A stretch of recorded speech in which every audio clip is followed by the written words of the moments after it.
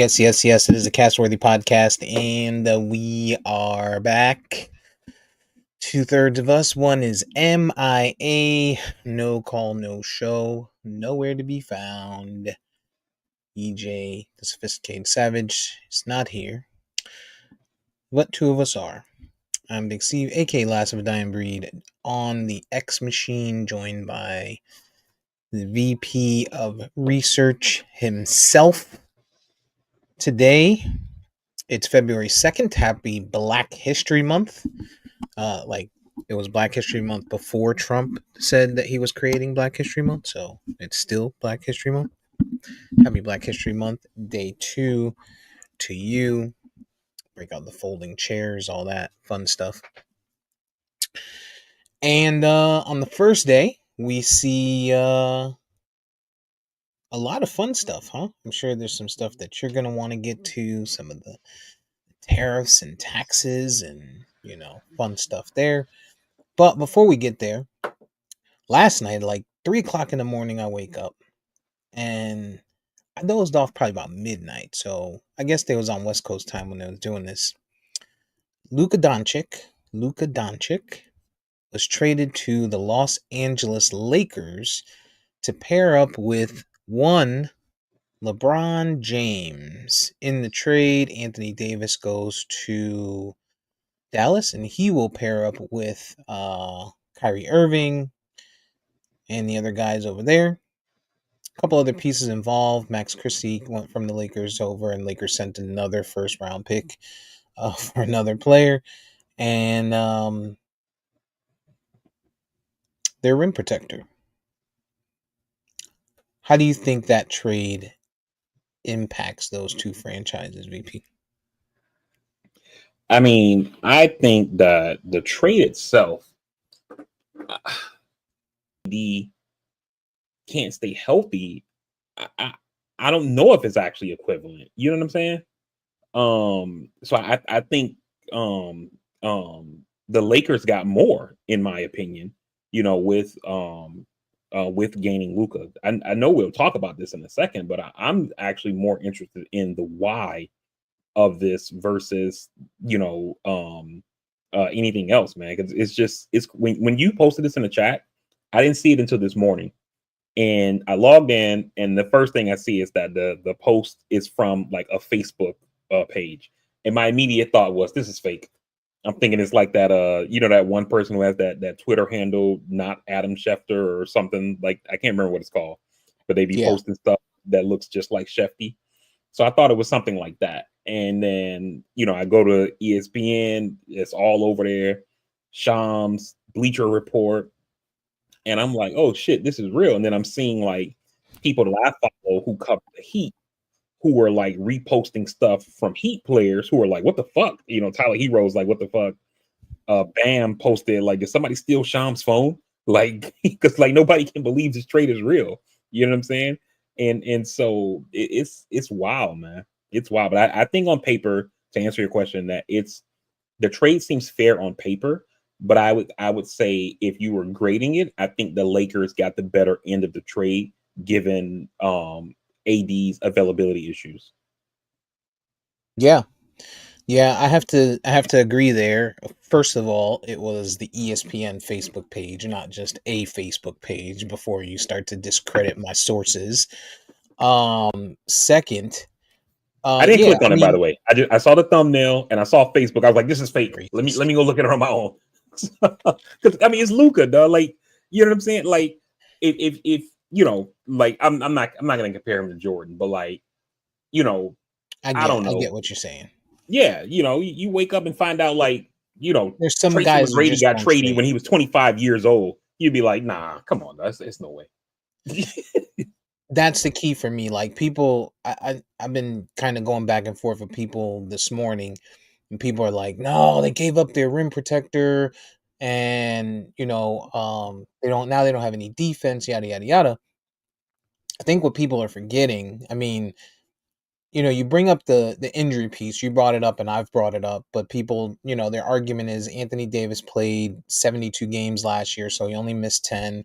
This year, he's played 42 so far, even though he missed last night's game. And they've kind of been monitoring his minutes a bit. But he's 31 years old.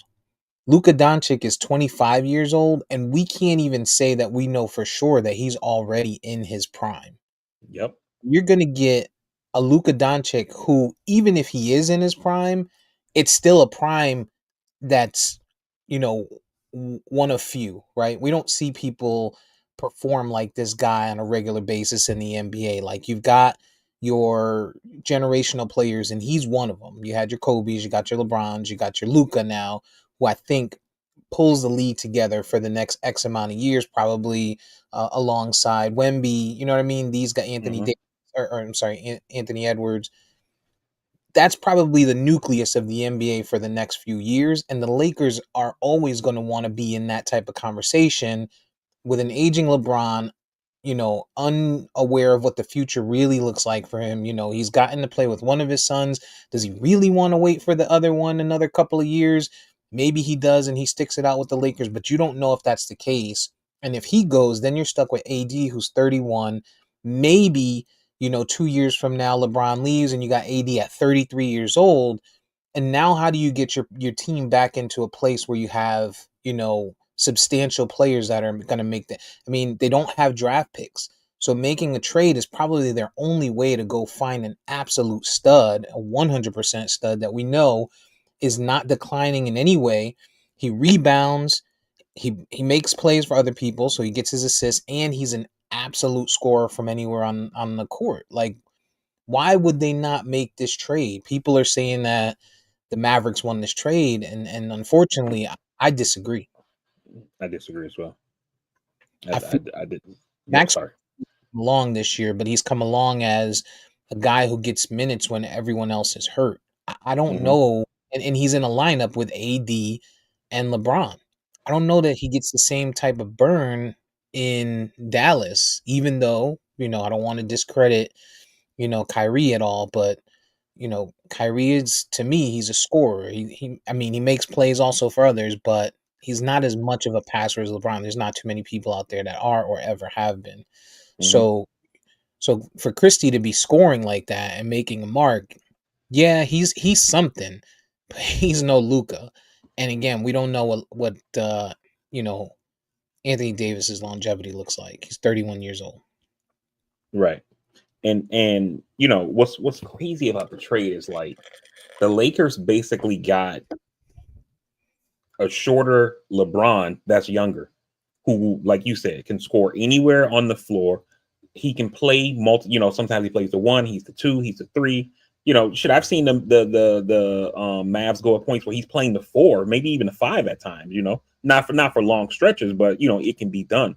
The same with LeBron. So you have somebody who's super versatile, who can score at will, and it takes pressure off of LeBron to go on we've all saw Father Time catch up with LeBron in the playoffs. They try to load management him and stuff like that, and then he can't load manage because AD's injured, et cetera, et cetera. But this is gonna be crazy, man. And then to your point about them not having picks, the fact that once LeBron retires, like you said, they're already ready to go for the next generation or not the next generation, but the next iteration of the Lakers. This trade is crazy, man. I feel like for us, I might be getting ahead of my skis here, but I think I might be on solid ground on this metaphor I'm gonna say here. I feel like this might be our generation's like the Red Sox trading Babe Ruth.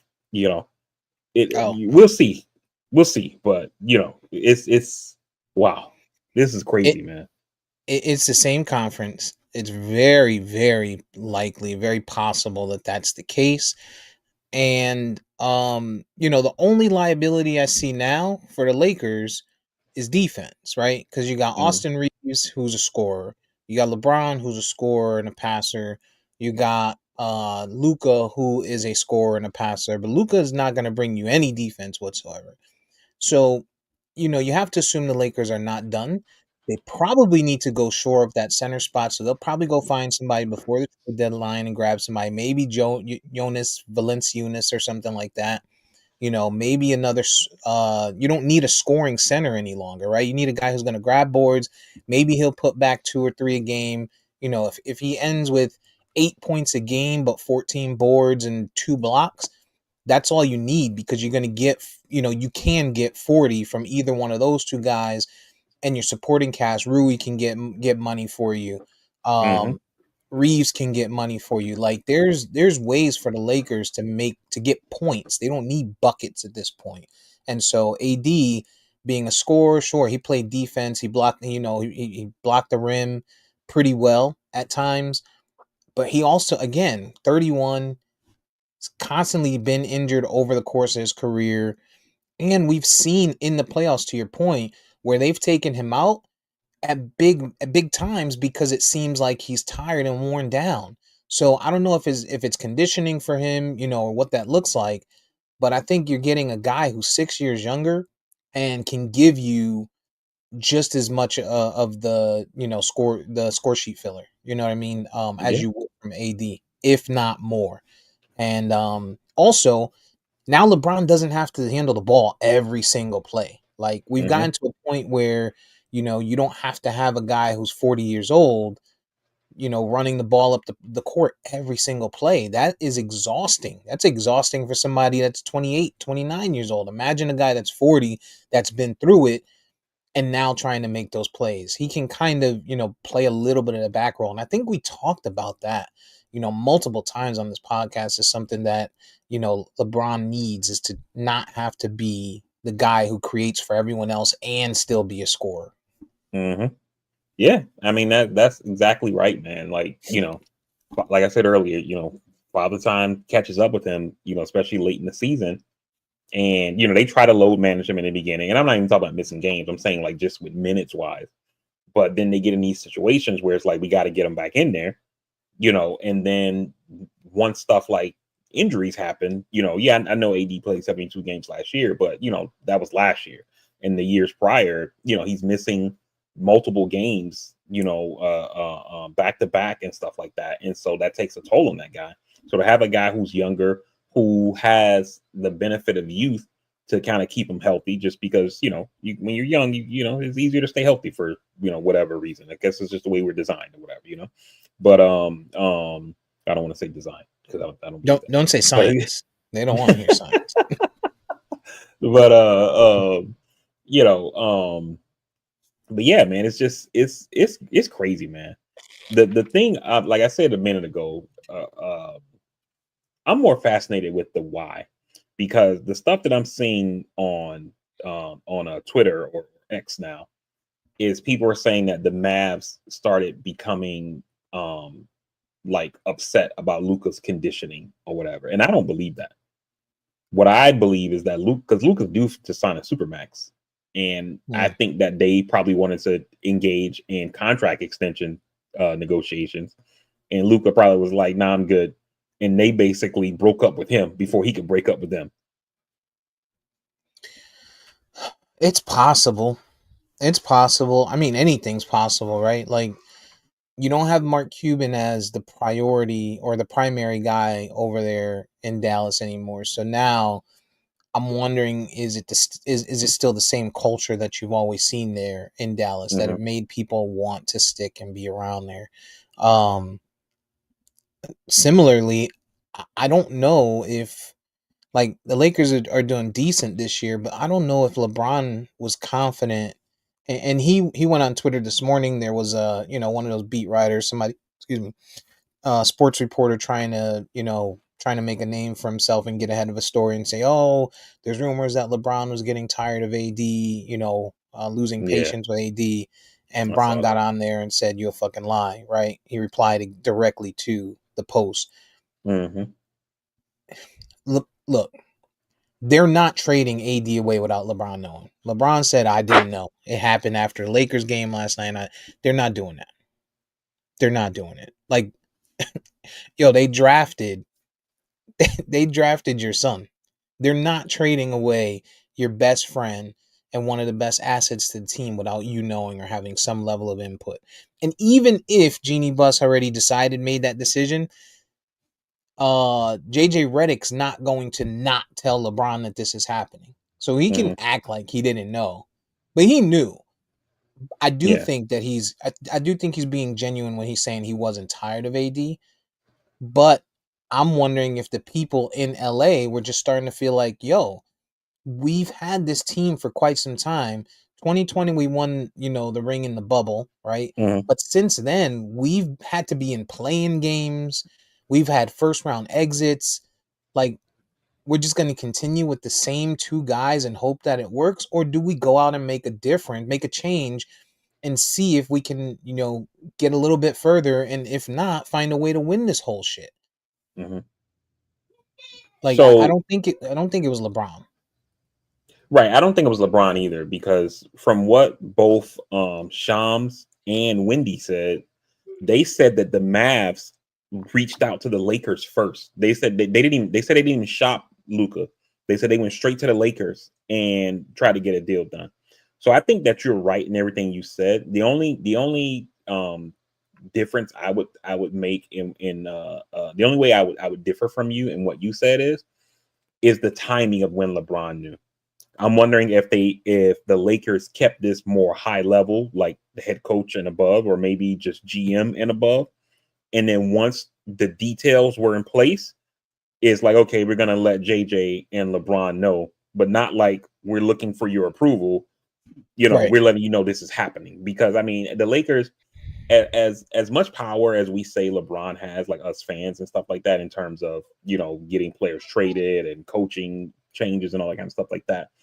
The Lakers as an organization has to look, this dude is 40 years old. He's still playing phenomenal to be his age, but he has one, possibly two more seasons left in him. And we Hmm. have to think more long term than that. And we can't just allow our franchise to become a shit show once we lose LeBron, given the fact of, like you said, we have, because of all the moves we made, we have no picks, and so once LeBron goes, we also have no assets.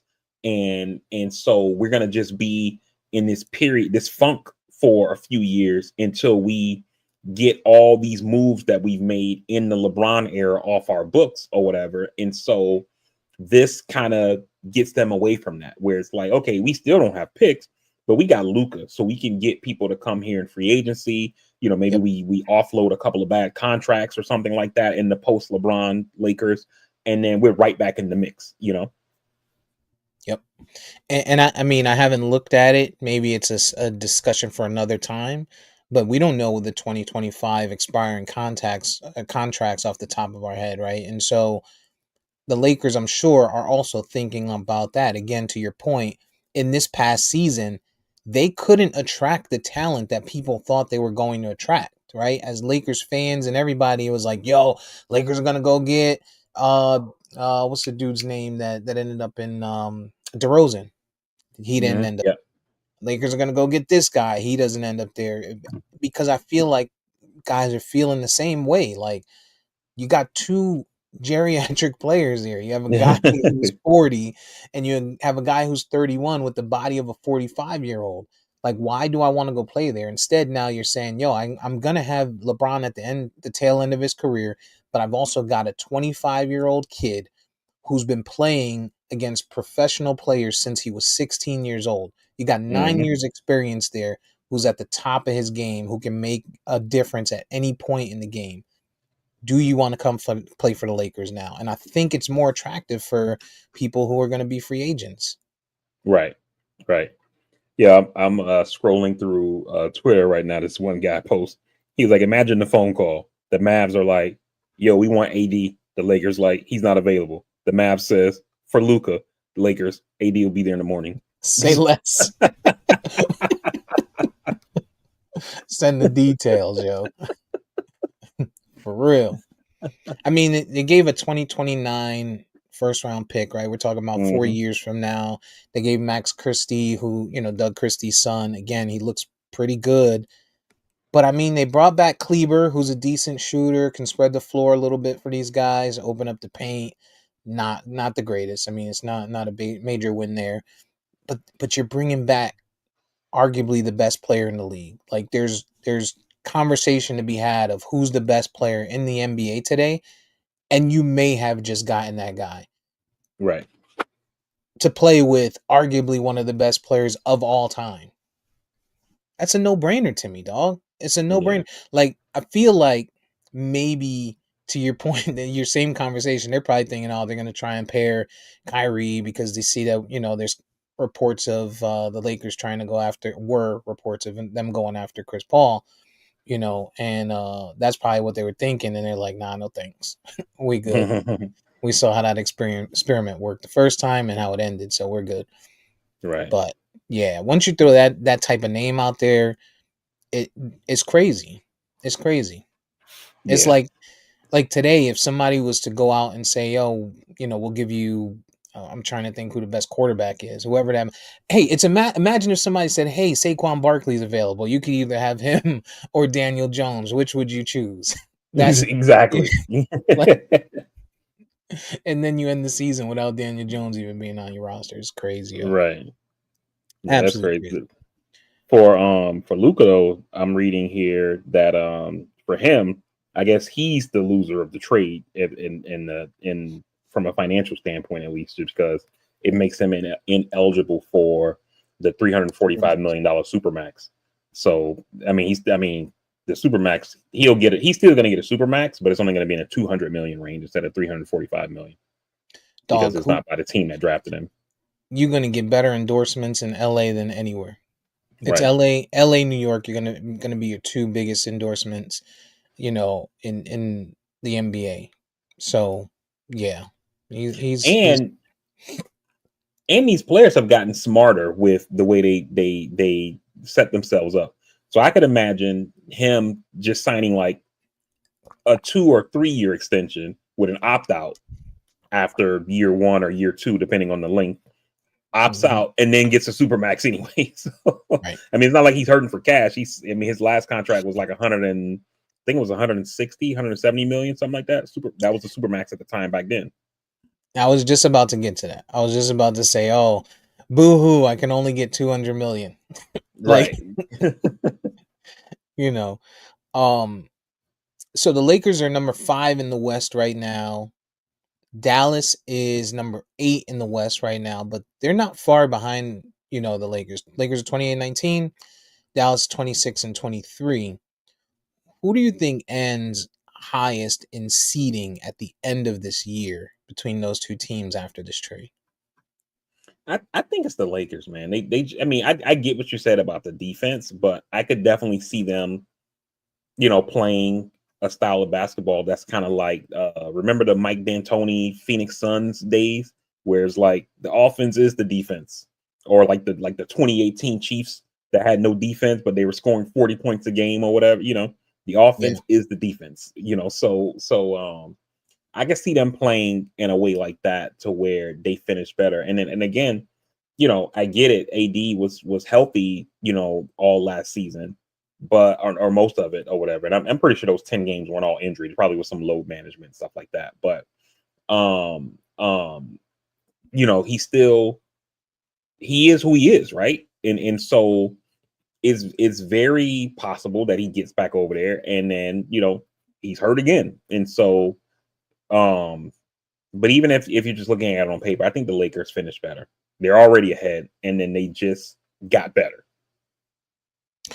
A lot of talk about we did a lot of talking about those two, but we didn't talk at all about, does AD and Kyrie gel? Do you think there's any problem with them gelling, or do you think right up front those guys, get hit the floor running?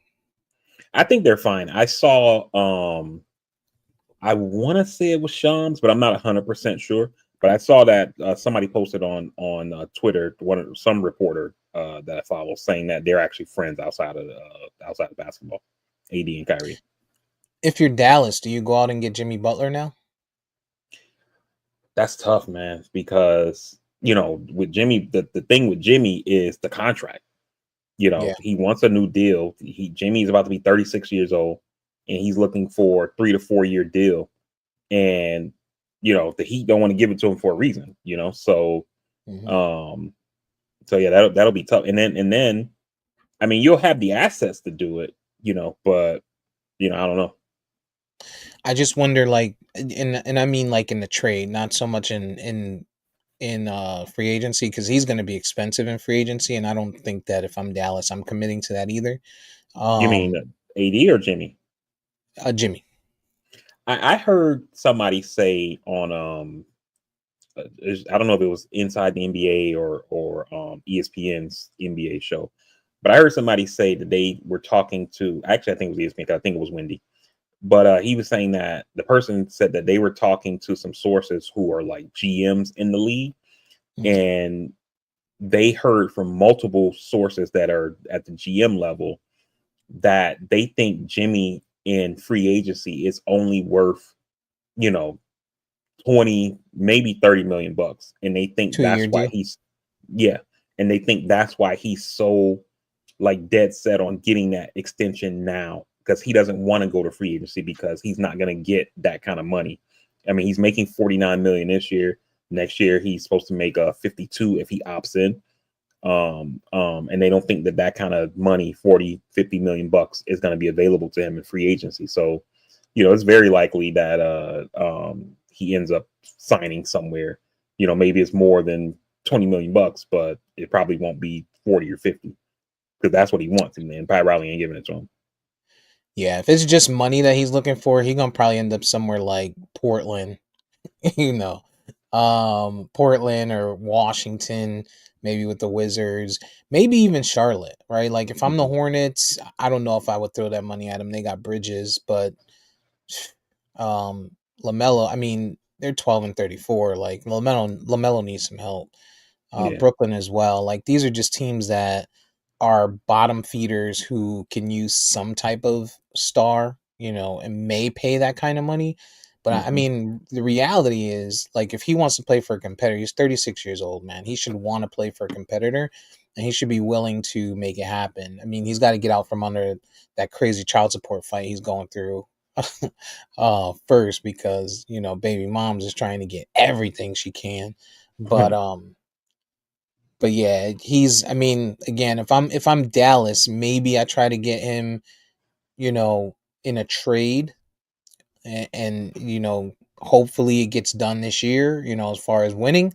And if not, you let him find his way out, right? It just depends on what the Heat take for him. But I feel like the price for the Heat are going to go down a little bit now, because they're not going to get any production. They're not getting any production out of this guy. He hasn't played in quite some time, Hmm. and they're number 6 in the league, or in the conference rather. They can't continue to not have you know additional help there if they can get some. I don't know how much they can get from someone, but if they can get any type of help to help those young guys, Jovic and them, um, and help Tyler Hero out a little bit, then yeah, they need to make that move. Yeah. From stuff that I've seen from Miami reporters, as well as like some of the national guys, is that the Heat have received multiple offers that they are intrigued by. The issue for them is that on the player side, they want contracts that are expiring, so that way they can move on from Mm, whoever it is they get after the season or whatever. And most teams aren't sending offers with those kind of contracts involved. And so that's kind of what the holdup is.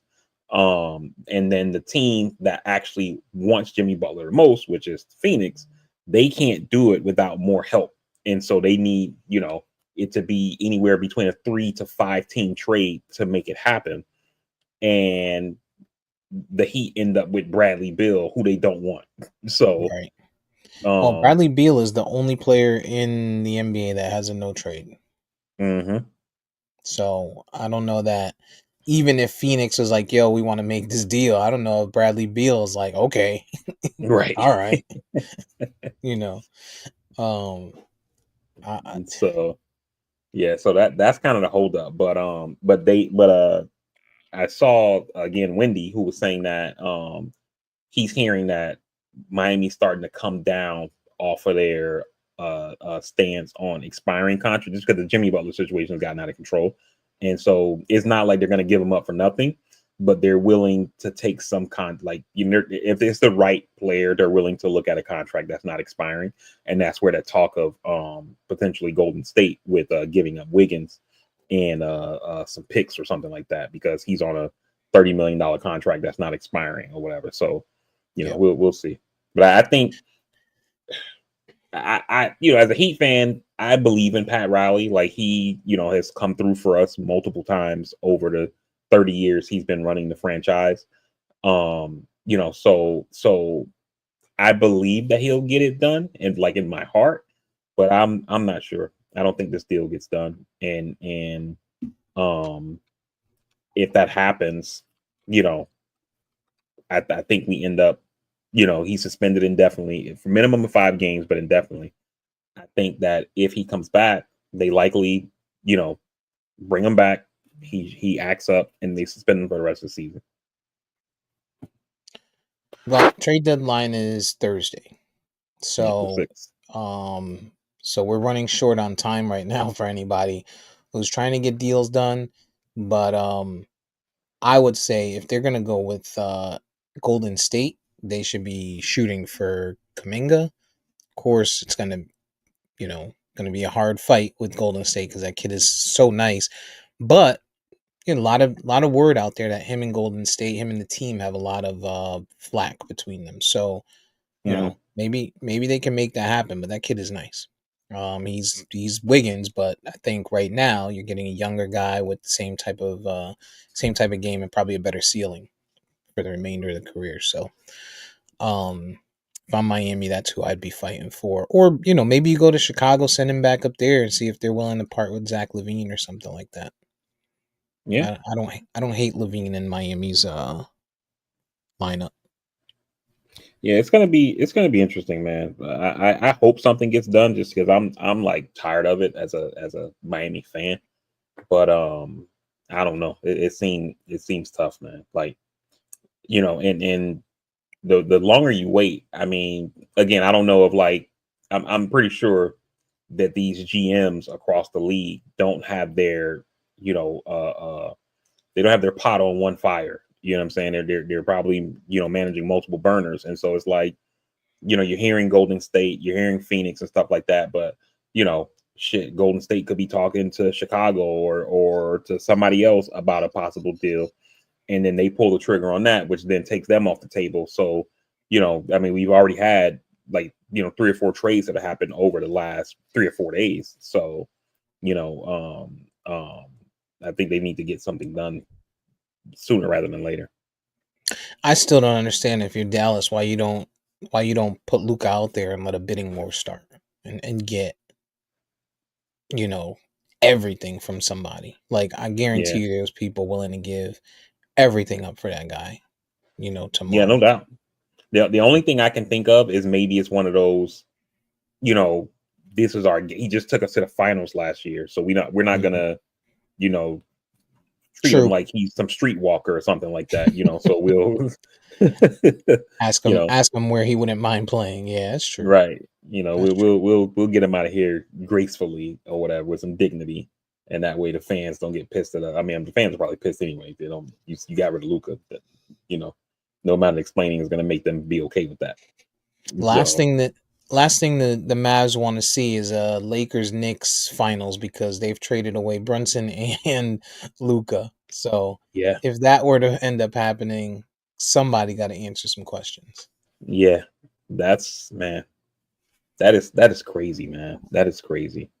But yeah, I mean, it's you know, like I said, man, you know, the Babe Ruth analogy, I might have been getting too far with my skis with it or whatever, but, you know, to trade a player of that caliber at this point in his, it's not like, you know, Luca's been the man, and then, you know, you're like, man, but he's 34. You know, we got to start thinking about the future.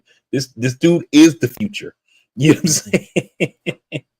Like that. Wow, it's Yeah, amazing, man. That's crazy. yeah. Well, we'll continue to watch it. It's gonna. I'm really interested to see the first game. Like that Lakers, they're gonna find a way to put that on TV. It's gonna be Oh good yeah. for the NBA. They have to put that on TV, Oh yeah. and it's gonna be a good game, man.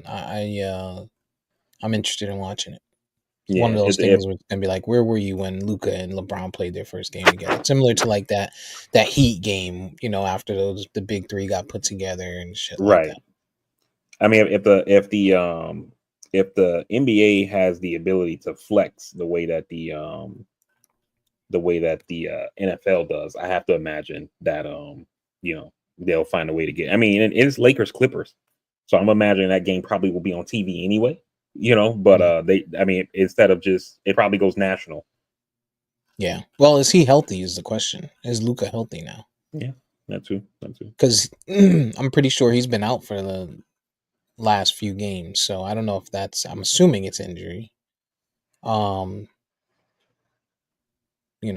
but yeah, we'll see, man. One way or another, they will get it on TV because even if it's not planned to be on TV, someone's gonna bid for it. Like Oh TNT yeah, is gonna grab it, ESPN, somebody's gonna change. Someone will change their whatever they're broadcasting that night to put that game on. yeah. Yo, while we're here in the NBA, yo, what was your thoughts on that Terry Rozier thing? Have you seen that? Mm. About the sports gambling, Terry Rozier Right. was actually. Let me Al- pull the. Allegedly point shaving. Oh, see, I didn't read. Yeah. Uh, So essentially, what it comes down, it says in 2023 when he was still with the Hornets, when he was one balling, of by the way. the one of the gambling sites they noticed like in a an unusual like some unusual bets taking the under on Terry Rozier's performance in the prop bets. And then that game where it was this unusual under betting, Terry Rozier he scored 5 points in the first quarter, and then he left with like a foot or an ankle injury, Mhm. and he never returned to the game. So those bets paid out, and I think they said it was actually his last game of the season. He ended up missing the rest of the season. The sports betting houses alerted the NBA to this. The NBA did an investigation, and they found that everything was on the up and up. Fast forward to now, and I'm assuming it's not. We're hearing about it now, but I'm assuming this has already been going on for a couple of months or whatever, and it might be Mhm. why Terry Rozier's been playing like shit this season. But so fast forward to Stress. now, and it turns out the FBI is like, yeah, we think we're gonna take another look at this. We know you did your job, NBA, but Mhm. we got different abilities to look at shit. Like our stuff is not voluntary when we look into things. The players don't get to decide if they want to give us the phone or whatever. You know what I'm saying? So yeah, so now the feds are looking into it. So they're saying that this is also part of a larger investigation for Mm, sports gambling and sports gambling and poker players that are rigging games. So yeah, I mean, look, for how long have I said sports betting was going to change? Sports overall, like yeah, adding it since they. I mean, before they added a team in Vegas, that's even worse. yeah, Like now you're already in the gambling capital of the world, as whether you're a road player or a home player, and there's just it's nothing but opportunity, especially if you're a player, and especially if you're a premier player. You know what I mean? Like think about Saquon, right? Saquon had that play where he went down in the playoff game, and I want to say 67% of the bets were over for him to score a touchdown. So it hmm was the anytime touchdown bet for him, over under, and I want to say 67% were the over, and he took, he slid to whatever, for whatever reason. He says we had the game in the bag. I don't want to chance somebody else pulling a hamstring following me. All this bullshit that he said. You know what I mean? I don't want to run it up, yada yada yada. And he may be genuine in that one. But these are opportunities where, like, he scored a touchdown, I want to say, in damn near every game this season. So that bet saves or wins somebody a ton of fucking money. Saves Vegas money, saves sportsbooks money, but wins a lot of people who are willing to put some major, major money, because taking the under on that, the odds are going to be, super high because they expect Right. him to score. So now you put a large bet on him not scoring, and that type of bullshit happens. And now you have to question the validity of it. And that's not the only one. Like we see it all the time. We saw the Mm-hmm. Jordan Love. Jordan Love's over under on pass attempts was 31 and a half, I think. I think it was 31 and a half. And there's a minute and something left in that first playoff game, and he throws it deep and throws an interception and doesn't see the field again and hits the under. Like, Mm. these are just plays that make you say, what the fuck? You know what I'm saying? And again, could it just happen to be chance? Sure. But with sports betting there, it's an opportunity. Like, if I know I'm at 30 and I got to stay under 32, well, on 31, I'm going to throw a bomb. And if it gets intercepted, great. You know what I'm saying? Or I'm going to be Mm-hmm. inaccurate next however many plays. Like, it's just, I don't know, yo. And it wasn't game script. Like, they had a chance where they could have scored and been within, one score, and they had timeout. So there was no reason for Green Bay to try to throw a 45, 50-yard bomb into the end zone on first down. Mm-hmm.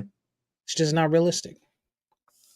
So, you know, when you talk about Terry Rozier, again, Terry Rozier was playing really well with Charlotte. And, I don't put it past anybody, yo. I don't put it past anybody. That's the part of it that is kind of wild to me, right? Like the whole not putting it past anybody.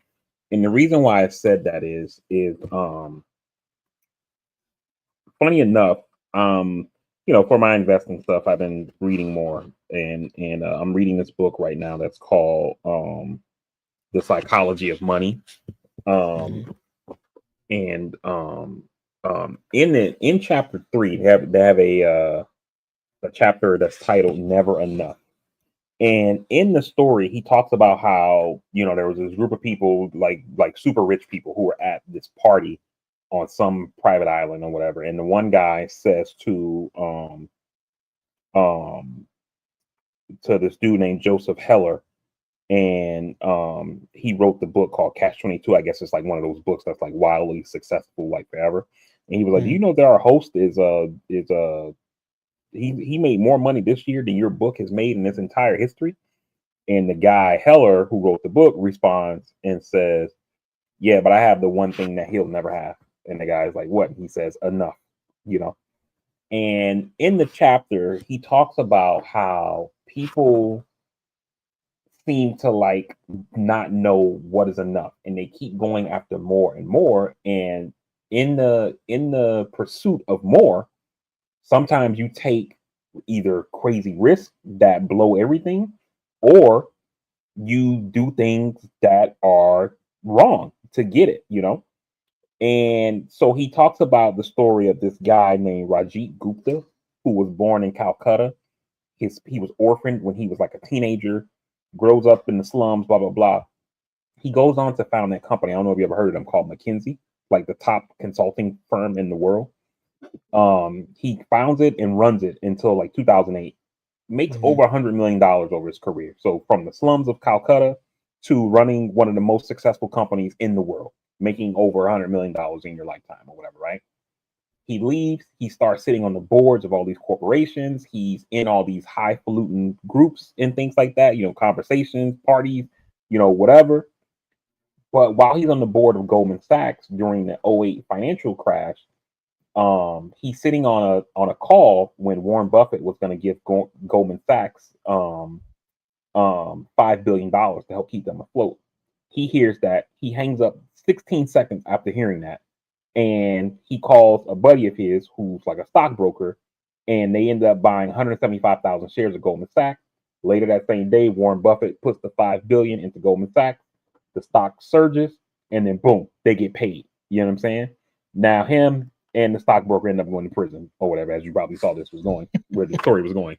But my point in that whole long windup is this is a guy who had been one of the most successful people, ran one of the best companies in the world in the field that they're in, made $100 million over his career, but still ended up doing illegal shit because he wanted more.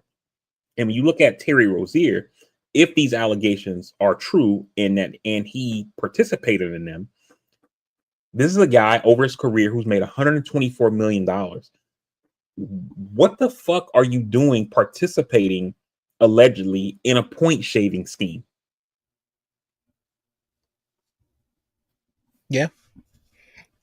Yeah. I mean, again, like you said, it's greed. You want more. You want more. Yeah, because I look at it like I get it. You know, you make 100 million, maybe you want to have a billion or whatever, right? But I thought Shannon Sharp made a great point on this when they talked about this on their podcast, and he was saying once you get that kind of money, 10 million plus, your circle changes some, and you start being involved in different conversations. And he brought up Kobe, who was a big investor, Mm-hmm. and how Kobe got James Harden into investing and things like that. So you've made the kind of money to where you can get in those rooms to do things like 50 Cent investing in vitamin water, to do things like Kobe investing in body armor or whatever that shit was, that drink or whatever, and all these other guys, LeBron with Beats and Blaze Pizza and all that kind of stuff like that. You can be in those kind of conversations and get involved in stuff on the ground floor that is legal, that will turn your little 200,000, 500,000, maybe. I think the body armor thing, Kobe invested like 8 million into that and made something. I think they said he made like 300 mil or something off that, or it was after he had died, but his Vanessa and the kids got that or whatever, you know what I mean? So point shit, that shit is insane to me, to be at that level and allegedly being involved in something like that. And You and, know what it and is? what does it say about your circle, Steve? That, like, let's even say like you weren't involved off the rip. Like, if I've made it to that level and I'm making that kind of money, and somebody in my friend group comes to me, hey Var, dog, look, we got this thing. All you got to do, boo boo. We can't be friends no more because like Yeah. you fucking my money up. Yeah, you're risking the biscuit. I'm the money maker. Like Exactly.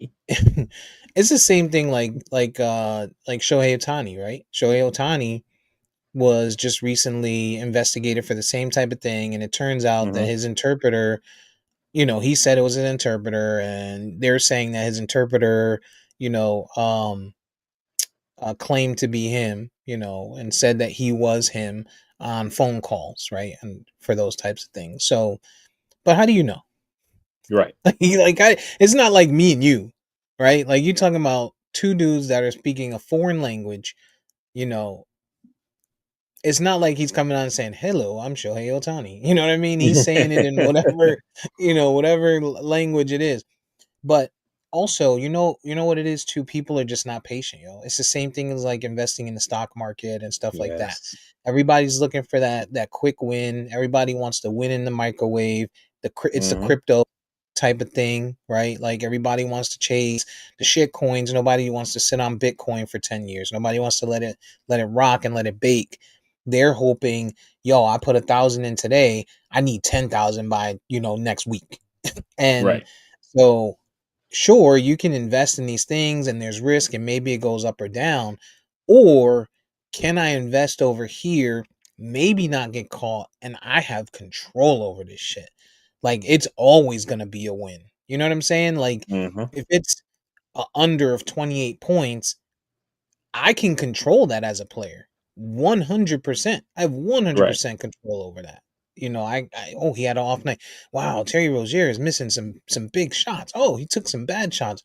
Oh, he turned his ankle. Like you can control that, as the player, and it's always a victory. It's never a loss, and it's quick. You put, 1 million on something that's plus 1,800, and you know what I mean? You just ate, off of Yeah. some crazy shit. So, um, but then again, right now then you get greedy. Instead of just taking the bets that pay 2 for 1, you're looking for the bet that pays 10 for 1, 20 for Hmm. 1, and you're doing some weird ass shit like betting the under 10 points for you when you're averaging 18 on the season. You know what I mean? And then you come out and Right. score 9, and somebody's gonna ask questions about that. And so here Yep. we are today. Um, I don't know, man. It's 100 million. We just had this conversation. We talking about Luca, right? And I said, oh boy, I only got 200 million. Dog, when you get that kind of money, like if you want more, if you need more, then you're bad at you're just bad money management. You make bad Right. decisions. Right. And it's one thing to say I need more, like I want or need more just because I want this status to say, my wealth got a B instead of an M behind it.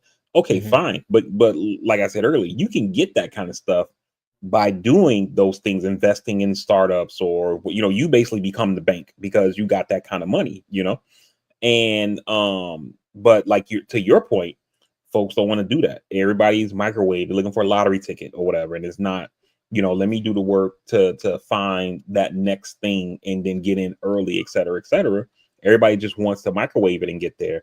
And it's crazy, man. Again, these are allegations against Terry Rozier. We'll see what happens. I think a good benefit for him is the fact that the NBA has already investigated this and said that there's nothing to see here. But again, when the NBA comes, or when the feds come in, they have subpoena power. The NBA doesn't. They could have asked Terry Rozier, "Hey, can we see your phone?" And he said no, and ain't nothing they can do about it. When the Right. FBI says, "Let me see your phone," they've actually already looked at your text messages. They got that from the phone company. They want to see Right. your phone and get the metadata. You know what I'm Right. saying? Right. They just want to see if you're gonna give it up. Because we got it. We already subpoenaed the records, dog. What happens if he gets like what do you think the consequences are? I mean, This it'll be a comes out ban. to We saw they just banned old boy last year. Or was that this year? Shit. What's his name? I'm gonna I pull him know up who you're right talking now. about. I know Yeah. you're talking about. So yeah, so I think it'll be a ban. Depending on um his involvement level, that could be federal charges. It's a tough road ahead. And again, I wonder if that's why he's been playing bad this season, because again, we just found out about this in public, but I'm pretty sure if the feds it's not like the feds contacted him yesterday and then we found out today. This thing probably happened 6 8 2 months ago, 3 months ago or something like that, and it's just that we're just now finding out about it. Yeah, no question. Um, if it's just a ban, I John mean, Dante Porter, that's what it was. yeah. But if it's just a ban, I'm willing to take that risk. Like, he's gonna ban me. I'm 30. You know what I mean? Well, If that's I'm what not the looking, NBA can do. The feds oh don't right, care right, about the ban. Like if he faces federal charges, I mean, you have to imagine that this for gambling, and to you said you read that it was a part of a larger thing, so you could be hmm talking about some kind of like RICO thing.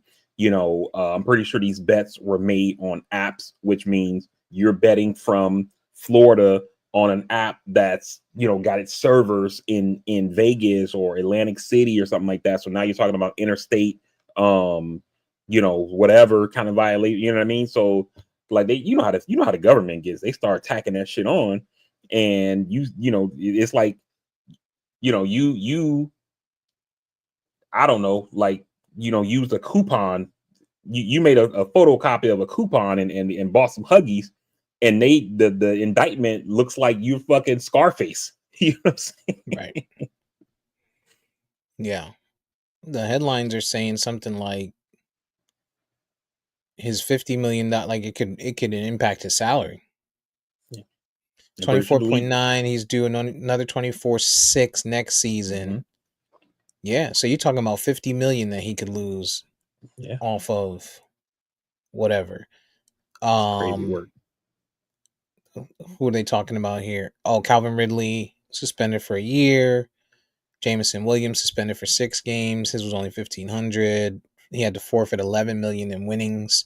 That's the other part, right? Like now, I'm sure that money's gone. Whoever you partnered with done spent that money because they don't have Mm, 50 million in the bank. They don't have 20 million in the bank.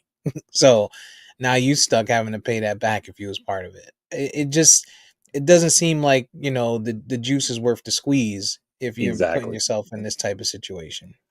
I love that saying, because I think, I mean, it usually fits most situations when it has to be used, but this is like a perfect situation for it. the juice is not worth the squeeze. Like you're being paid $124 million over your career, and even if you bet 200 grand and the payout for that was gonna be 2 million or whatever, we're talking about 2 million versus what is that, 2% of your career earnings. You know what I'm saying? Like it's nah, absolutely not. It really isn't. It really isn't. I was trying to see if because Wall Street Journal has a paywall. That's what I was reading. Mm, They started to go into the ring. They called it a ring of bets. I was trying to see if there was any other names in there, but I couldn't get past the paywall. So gotcha. um, but yeah, we'll keep an eye on it, and Watch this space. prayers to all those involved. If anybody knows who the people are, whatever the bets are that people are fixing, let me know. Just let Right. me know the bets. I don't want to do it, but just let me know the bet to make. So It's I not can that I start want to looking. do them. I just want to see if they hit. That's it. That's all. I just want to follow. Um, Speaking of bets and odds, what do you have for next weekend? Next weekend is a big game. Next weekend is the Super Bowl. We got the Chiefs going up against the Philadelphia Eagles in a dome down in New Orleans. New Orleans is going to be popping next week, Yeah, yo. Whew, it is. I love New Orleans. And now there's going to be a Super Bowl there. Oh, that shit is going to be so crazy out there. Mm-hmm. Um, Lord have mercy. And isn't Mardi Gras in February? I mean, I know it's not like this week, but isn't that like coming up? Shortly after, they are making a money. They are making a money. I'm not even mad Mm-hmm. at them, yo. I'm not Yeah. even mad at them because I went twice in the last 3 years, and there's still a lot of areas that are still dealing with fucked up shit. From Yeah. from Katrina shit. There's one major building in a tourist area that's been shut down. When you look at it, and you just like, because of black mold, and you look Mm, at it, and it's just like, damn, and it's huge. It's huge, huge, huge, huge building. Nobody buy it. No investors want to come in and get it because the city is requiring that if you buy it, you have to clear out the black mold before, and mm. get certified that it's cleared and all of that before they'll let you operate or do anything in it. And it is a very large, large, large building. But I have to assume that that's going to be pricey if you're Yeah. talking Oh about yeah. an infestation on a building that large. You know what I'm saying? Yeah. I mean, But I watch house flipping shows, and you'll have like black mold in a house that's 1,500 square feet, and it costs them 12 grand to remediate it. You know what I mean? So I could imagine what that is on a 60,000 square foot building. You know what I'm saying? yeah, yeah. It looks like the Chiefs are the favorite. Shocker. Um, they're the favorite for to win the Super Bowl. Hmm. Minus 30 plus 110. I'm trying to see what the spread is, but I don't see it on this site. Let me go to a different one. Let's try this one. There's our spread. 1.5. Okay. 1.5 to the Chiefs almost on every book. DraftKings, Bet 365, yeah, FanDuel, Bally, everybody's got Chiefs at 1.5 favorite, Yeah, I think that's fair. which is really, to me, like it's almost like nothing, right? That's almost even odds. So if you feel like the Eagles are gonna win that game straight out, then yeah, you're gonna take that, take that, take that, take that. Yeah. Take the plus 110. Um, but what do you think? I think the Chiefs they should be favored. I mean, they're basically a fucking dynasty. Um, and I think that they likely will win. And not just even like the refs thing. I think that experience matters. And we've talked about this in chat a little bit on pod, but mostly in chat about the fact that you don't really see Andy Reid's coaches going to take other jobs. And so you're talking about experienced coaches up and down the coaching tree, whether it's defensive or offensive assistants, to the position coaches, the coordinators, and then to the head man himself. They got a solid O line. They got a solid D line. Games are won in the trenches, and the Eagles have the same. So that I think that part they're kind of equal. Eagles got them on the running back. But I think the difference makers in all football games will come down to the quarterbacks. And when you look at the two quarterbacks compared to each other, one stands head and shoulder over the other, which is obviously Patrick Mahomes over Jalen Hurts. And I think that will be the difference in this game. Yeah, I mean, it's the same thing I said last year, and I think I said it the year before when they played. I want to say it was the Eagles 2 years ago, right? It was Eagles. Was it 2 years Yeah, ago? 2 years ago. Yeah.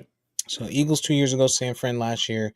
It's the same thing, and maybe it'll be a little different this year for the Eagles. But 2 years ago when the Eagles first got there, these guys look starstruck from the time the Star Spangled Banner started. From the time they Mm-hmm. started that, like, you see like the bulk of their team crying, and like they just were happy. Like, this is an experience where Kansas City is standing on the sideline holding their pads. Another day at the office. We've been here multiple times. Now this will be three in a row. This is just another day in the office. The same thing when you watch these playoff games. Like, I watch Patrick Mahomes, and as much help as they get, and we talk about them getting help and stuff like that, they still have to go out and execute, you know, beyond those plays. Like, he Mm-hmm. gets the call that keeps the drive going, and then he goes and scores on the next, next set of downs. He still has to do that. And it's still another day. Like, when you're quarterback and you drop back on 3rd and 15, how many of them are you seeing actually scramble and figure out how to get that first down? You know what I mean? It's rare to see that in these big games, because most of them are going to force that throw. Most of them are not going to be as poised to be like, all right, let me check my reads, third read, fourth read, everything's covered. All right, if I go this way, and Patrick Mahomes, just, it's like he plays the game in slow motion.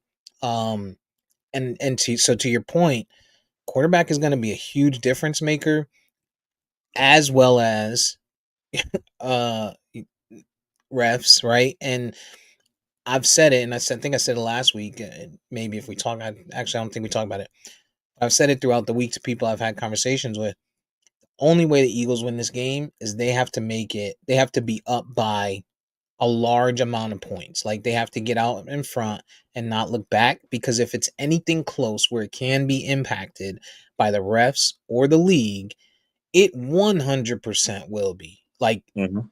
everything you say, like, it's a business at the end of the day. End of the Yeah. day, it is an absolute business. The Chiefs winning a three-peat is more marketable than saying, yo, the Eagles and Gilly found a way to stop him from getting three. Like, you're marketing Patrick Mahomes' first three-peat ever, Andy Reid beating his old team, Taylor Swift, period. Like, the Kelsey brothers already got their thing going on, so that's going to make Mm-hmm. waves. When you talk about from a business standpoint, everything says Kansas City should win this game. You know what I mean? Yeah. From a business standpoint. When you talk about, actual sports, better team on paper, yeah, Philly should be able to get this done, but the question mark comes in at quarterback. If it comes down to a point where they say, we're stacking the box, we're going to stack the box, and we're not letting Saquon get off, now you make Jalen Hurts have to make throws. And Jalen Hurts, contrary to people's belief, cannot make those throws. Like, he can make those throws when you have a running option, or when, but he just can't do it. He can't do it. That's exactly where I was going. I was, you stop Saquon, stack the box, do whatever you got to do to not let Saquon get off, and you say Jalen Hurts got to beat me with his arm, and I don't know if he has the arm talent to do it. Yeah. So I think the Chiefs, I don't think it's going to be easy for them. I don't want to make it seem like they're just well on their way to being the first team to ever three-peat or whatever, but I think they get it done and win this game. I mean, like, forget about the odds and all that kind of stuff like that. I mean, like, the Super Bowl for them is like old news, like you said, like with the Eagles last time being starstruck. Like, you're taking it all in. It's almost like you're tourists watching it happen. They've been here before. It kind of reminds me of when you watch those like war films and stuff like that, and like the guy who wrote that book about the Bin Laden raid, and he Mhm. was like, when he went on 60 Minutes, the guy asked him, what was it like on the helicopter ride into Pakistan? He was like, I mean, it's crazy. We're going on like probably the biggest mission in any of our careers, or maybe the last 30 years, and there's guys in there asleep. There's guys listening to music or whatever, because like these dudes are highly trained Navy. Like, this ain't their first rodeo. Yeah, the target is bigger, but they've illegally crossed into other countries probably 10 times by now to go get some high value target or whatever. You know what I'm Right. saying? So like, yeah, you ever seen that commercial? It's an investing commercial where they're on the moon and they're like, Jerry, you gotta take a look at this view. And he's like, yeah, I've seen it, because this is like his 15th trip to the moon or whatever. Mhm. So, and that's the Chiefs. Like, they've gone to the AFC Championship game 7 years straight. Yeah. They have gone to, this is what, the fifth Super Bowl they've gone to, right? Yeah, the fifth. Yeah, the fifth. So 7 straight Super Bowl or AFC championships, 5 Super Bowl appearances, and they won the last 2. I mean, the rookies. Xavier Worthy's going to get in there and be like, "Oh my God, this is amazing." But like the people who are, D Hop. But the people who are like the core of that team, the O line, the D line, Mahomes, Kelsey, Chris Jones, Andy Reid, Spags, all those guys are kind of like, and it's for them, they might be more worried about the accommodation. Man, the hotels this year suck. I was hoping the Mhm. food would be better. Last year the food was a little bit better. They're not worried about the game over there. They're not. They've been there, done that. Yeah. Been there, This will done be that. their this will be their fifth. This will be their fifth. So they beat San Fran in 54. They lost to Tampa Bay in 55. They beat Philly in 57. They beat San Fran in 58, and then now in 59. Right. So yeah, this will be their fifth. It's crazy. Yeah. I remember my first training deployment. We used to do this exercise called CAX when I was still in the Marines. And the first time I went, you go and like they give you the list of all the stuff to bring and blah blah blah. And then when I went the next time, it was like, yeah, okay, I'm not taking this. This shit's just taking up space in my pack or whatever. We don't even. I'm not even going to use this shit or whatever. So, you once you get a little of that veteran experience, like it's different, man. And the Chiefs have that up and down the roster and up and down the coaching tree. And I think that gives them the advantage. And then they have the better quarterback. When everything's equal in the O line play and the D line play, they have the better quarterback. I'm in a tough situation because obviously I'm a Cowboys fan and I hate the Eagles, right?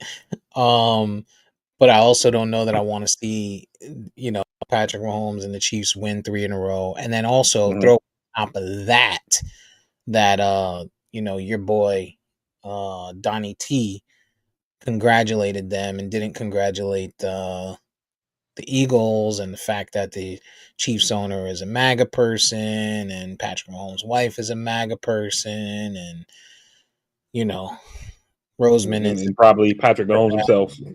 and Patrick, right? Probably just hasn't come out the closet. Mhm. It yeah, it's a tough situation, and I fuck with the Eagles because I think I put this in our chat. It came out that Roseman this season implemented a sensory room and a quiet room for fans with autism that attend Eagles games. So that Oh, is, that's cool. yeah, that is actually listening and paying attention to your fans and the needs of your fans. So I respect I him for. like that. Yeah, that's wow. That's amazing, I mean, that probably doesn't get. I never heard that until you just said it. So I'm thinking maybe that doesn't get that much play in media circles, or maybe you hear about it if you live in Philly, since that's where it's at. But that's shout out to him and the Eagles organization for that, man, because sometimes it can feel like when you go to spaces as a person with special needs, um um like you're not looked after, and like for me as a person who is a wheelchair user, for example, when I get a handicap accessible hotel room, you can go in the rooms that seems like they took the time to think, what is it that a handicapped person needs? And you can see the attention to detail. And all of them aren't perfect, right? But you can see the ones that actually took some time to say, let's make sure this is like this. Let's make sure, like, and when I say, like, the things I'm talking about, for example, is, and it's They probably didn't just stuff put a that you, fucking ramp in there, right? well, no, not just that, but I mean, it's things that you as an able-bodied person probably don't think about, right? So the light switches being lowered because I'm sitting lower, so I need the light switches lower. Because even though every person in the wheelchair is not in the wheelchair just because their legs don't work. So for me, my legs don't work, but I also have my issue takes part in my shoulders too, so I can't lift my arms that high. So Right. bringing the light switches down, bringing the electrical sockets up, you know, um things like a turning space in the room, Mm. under all the sinks, me being able to roll under the sink where there's the sink, and if I got a room with a kitchen or just the bathroom or whatever, you know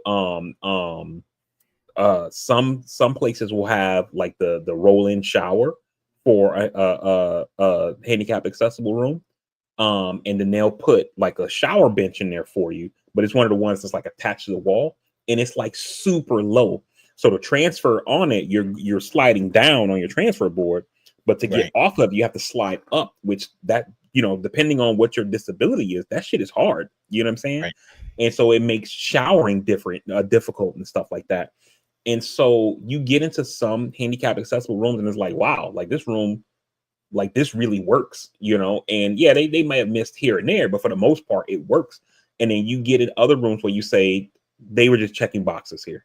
And so Right. to have a room for people with sensory issues like autism and things like that, to get them away from that stuff, that's amazing, man. Shout out to them. Yeah. Yeah. Shout out to the Eagles on that one. Fuck the Eagles fans still. And you know, but I respect them for that, Roseman. Um, well, I would tell you, you know, that you could look forward to more accommodations, but in the world that we're living in today, the America that we're living in today, it seems like all accommodations are going out of the window except for those Yeah. for the rich. And we talked about week one last week. Week two was a shit show riddled with uh disaster, right? Hmm. Like, it's one thing if you have just your shit show of a piece of shit president out there saying stupid shit and doing stupid stuff. Well, now we have disaster happening, and for those, obviously, if you're under a rock, there was a commercial plane that was traveling um, into DC. Duels. I say duels. Some people say it's Dulles, but whatever. Yeah, Out of Dallas. Reagan Airport. That there, Um, it'll be Trump National soon. The Republicans are trying to change the name after Trump. yeah, yeah. I would make a joke on that, but I won't. And want to say it was 64 people aboard, and there was a Black Hawk. Lots of different stories out there, but military helicopter. They were going to cross paths, but they collided in the process, and there were no survivors. So among them were some people that were part of the American national figure skating team, and of Hmm. course, others. So of course, best wishes to their family. Hopefully, they learn to cope with that. They deal with that. It's gonna be, it's gonna be tough and stuff, right? But the first thing I say is this president and his people immediately go to blame. They play the blame game, right? And it's DEI this. They had the wrong people, right? And I don't even want to talk about the incompetence of what they've done since being in office that could have impacted this, because that's a huge part of it. But you play the blame game here. I didn't hear any compassion, any empathy, no thoughts and prayers at all. But when there's a school shooting, there's no blame game there. They go Hmm. straight to thoughts and prayers. Yeah. Here's thoughts and prayers, no one to blame. Where's the blame game when it comes to children losing their lives to school shooting? right? And again, I don't think it should be the first thing on anybody's docket when something like this happens. But just give me a level of consistency here, right? Like, Yeah. how hard is it for you to go up there as the president and be like, "Yo, thoughts and prayers to the family. This was a devastating incident that took place. We got a lot of investigations to do, and we'll get to the bottom of it." Like, the first thing you do is get up there and be like, "This is why you got to have the right people, competent people in there." Someone says, "Do you think race played a part? Race and gender, possibly?" Like, how do you answer questions like that, dog? As a Mhm. human, forget being a president. As a fucking human, dog. I don't know. Yeah. I think that you're right. I would also add that, the fact that, one, we don't even know what happened, right? Now, when aircraft collide midair, the most likely thing is that it's some kind of problem with the air traffic control, just because, I mean, their whole job is to keep these flying things, making them avoid each other, because there's no lanes in the air. There's no road signs or stop Right. signs or Right. whatever. So that's the whole job of ATC. But it also could be the air traffic controller was getting them, in the right positions, and the pilots weren't listening. It could be pilot error, where the pilot of either the plane or the helicopter, or maybe both, did their own thing or whatever. I doubt that, but it could happen, right? So my point is, though, is that we don't know, and their immediate go-to is DEI. And the reason that they're doing that is the same thing you saw when they would talk about things like critical race theory and woke and stuff like that. It's, you take a thing that is made to help people, especially people of color, and you erase what it means. And now you change the meaning of the word from what it originally meant, whether it was woke, critical race theory, DEI, and you just make it mean black. And then Mhm. therefore people hear DEI, they hear woke, they hear critical race theory, and they think black equals wrong. It got to go, you know? And that's basically where we are. Because if you think about this for a second, right? When you, like, forget the compassion for a second, why is Trump even involved in this? You don't typically see the president out there talking about plane crashes. And I mean, granted, air travel is extremely safe. So, we don't get many of them or whatever, but this plane crash, and then Trump has the need to insert himself. And then, you know, he always has a thought on why something happened, because, he's the smartest person on the planet, and it has to be whatever he thought. And if you think something different, you're wrong. And because the people who work for him are kiss asses, they're sycophants, they won't ever say anything different. And now that, unlike the first time where we still have experts and people who are in charge of these different agencies, and the primary criteria for being the head of any agency or any political appointee within the federal government under Donald Trump's administration is loyalty and fealty to Donald Trump, they're going to puppet whatever it is that he says. And so I have to imagine that when the NTSB, the National Transportation Safety Board, finishes evaluating the black boxes and all that stuff like that, and they get all the data, they're going to put out a report, or they're going to produce a report that says this is what happened.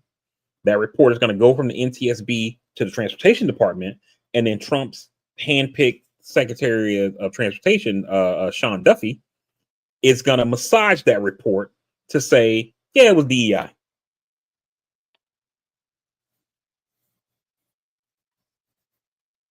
It's just it's insane, man. It's insane. Like, Fucking the way muted. that these folks operate, the way that they operate, and it's just nothing. It's chaos. It's chaos 24/7. I remember saying this when Joe Biden first took office, um in the early parts of the Biden administration. And I remember saying, man, I like the fact that, I can go a couple of days without thinking about what the president did or what he said on Right. Twitter, what he's doing, and it's not that way anymore. And Oh, this I administration said is that 2 weeks yesterday. old. Yeah, this administration is 2 weeks old, and it's been every day, nonstop. And the stuff that really infuriates me is, the fact of, I love that meme. I think it was, I don't know if it was you or EJ, but I think it was you. The one that was posted in our chat that said, the price of eggs under Biden, like, what the fuck? This is bullshit. Biden sucks, whatever. And then the price of eggs under Trump. And it's like, well, when you look at the price of eggs, it's actually a very nuanced thing that you have to look at between the bird flu and then global trade routes and blah, blah, blah, blah. Like, these people are all of a sudden fucking economics professors when it comes to the price and of eggs. right. And they close out with, which the president doesn't have control over. Exactly. So, But going into the election, the president had all the control over it. mm-hmm. And then now the thing that he does have control over, which is stuff like tariffs. He's putting all these willy-nilly tariffs all over the world. And again, in a functioning democracy, right? These tariffs are insane. There's no justification for them. The Congress can come in and overrule the president and get rid of these tariffs, right? Not only can they come in and overrule him to get rid of some of the tariffs he's done, they can actually change his authority for tariff because there actually is no authority, like legally, like either in a law that was passed by Congress or in the Constitution that gives the president emergency powers to implement tariffs, which essentially are taxes. So the Congress can come out and say that, like, expressly, to say the president has no authority in this space, or they could just come out and overrule him on these tariffs, which then will maybe potentially chasten him in the future to make him not want to do this. But this Republican Congress they're not going to do that. They're going to just go along because at the end of the day, they don't give a shit. It's all of us who are going to be hurt. And they know that first, they're going to go out and when anything's wrong, they're going to first blame Joe Biden and then say this had to be done in order for Trump to fix Joe Biden's fuck ups. And then if this thing goes prolonged, they also have the second part of the plan, which is their mouthpieces at Fox News, OAN, and all the other right-wing media, who is going to keep telling at least the people who vote for them it's Joe Biden's fault, it's Democrats' fault, it's trans people's fault, it's immigrants' fault, it's DEI, woke, and all the other bullshit to just keep them pissed off and angry to make sure they come out and vote in 2026. So they get to kind of have their cake and eat it too. Right.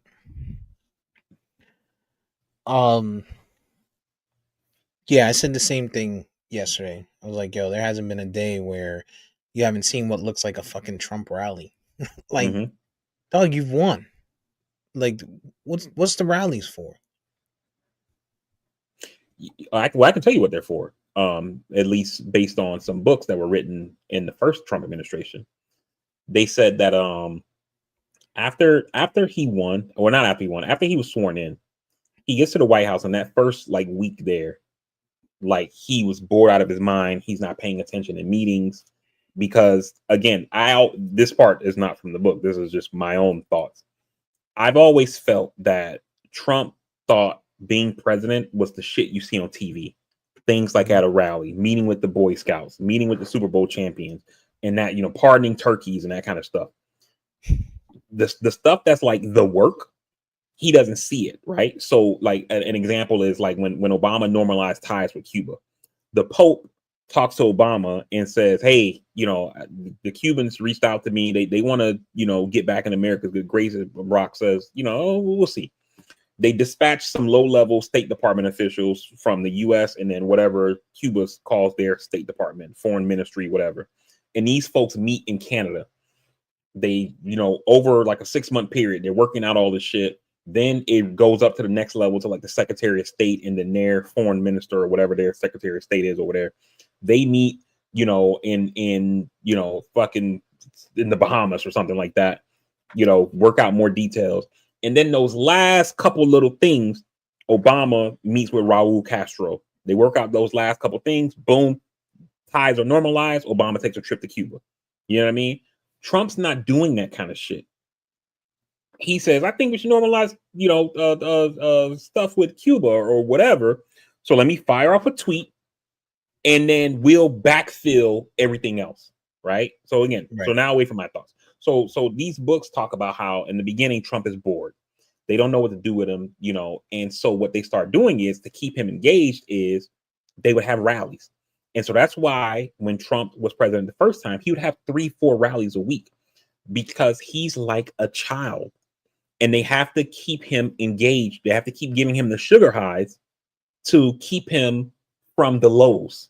You know what I mean? And so that's why they did all those rallies. And that's why you see that now is where it's just nonstop fucking rallies because it's what keeps him engaged to keep him Yeah. from getting down. Because he Yeah. constantly needs people clapping and praising him and all this kind of shit like that in order for him to function because he's a fucking psychopath narcissist. You would think that they would want to pull him away from that with the stuff that he's saying and doing, but I guess, I mean, the way people are looking at it is it can't get any worse, right? And, he's already won. This is his second term. He's not going anywhere. So they've already won the second term. So who cares, right? He won. He won the election. Next time around, worst case, they can just say, "Hey, we're going to continue the stuff that you guys liked about it, and we'll change the stuff you didn't like about it." If you were one of his supporters, um, but it's a mess. Like if I was a Democrat, I'll be bringing articles of impeachment every single day. Hey, yo, Monday. It's Monday. Y'all got anything? Yeah, let's go over this impeachment real quick. Yeah, Tuesday. Hey, this iteration of the Democratic Party is fucking awful. It seems like it has no direction. There's no message. There's no like nothing to galvanize people. It's to have a president and an administration be this inept, this corrupt, this self-serving, and to have no, a real way of like pushing back to say this shit is not only wrong, but this is what we would do to make it better. It's crazy to me. It's like political malpractice, yo. Like it's terrible. And I think part of the reason is, like I said on the last pod, is there's a generational problem, and we got people in charge who do things the old way of doing stuff. I mean, we just elected this guy, Ken, whatever the fuck his name is, to head the DNC. And in this dude's introductory speech, he talks about how there are some good billionaires out there, and we're still going to take their money because you have people who are on the left, myself included, who talk about money in politics, right? Now, I'm not naive enough to think that, oh, you're going to just change this thing by not taking money from billionaires.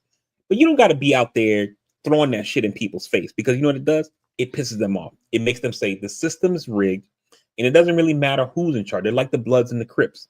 So it don't matter who's in charge. They're still going to do whatever their billionaire donors tell them to do. And this guy literally, yeah, we're still going to be taking billionaire money. Like, it's like, dude, what are you doing, yo? mm-hmm. It's insane, man. It's insane. This party, the leadership of this party, whether it's at the party headquarters or politicians, it's crazy to me. It is crazy to me. These folks are not getting it done, and the folks out there who, my guy Steve Shell, who was Obama's Florida guy, follow him on Twitter. I communicate with him on Twitter a lot. Not, let me not say a lot, but like he, even as prominent as he is, he's not that prominent, but he responds to folks on Twitter, and there's times where I send him messages and he responds back. He talks about how there's this theory in politics that's called it's called the something voter theory, the median voter theory. And basically the theory goes something like, it's, if you do policies that are geared towards the median voter, the person in the middle, you'll have better political outcomes, essentially, right? And that's, I'm distilling it down to like very, simple points. It goes into more detail, but that's the gist of it. Okay. But at the same time, while that may be true, I believe that you win elections by getting people to come out and vote, right? And the way that you get people to come out and vote, in my opinion, is by telling them what you're going to do for them. You know what I'm saying? Me and you live in Florida. We're both homeowners in Florida. I bet if there was a candidate who came out and ran on lowering home insurance premiums, that fucking candidate will get broad support because that is a fucking problem here. And the people in charge aren't doing anything about it. You know what I'm saying?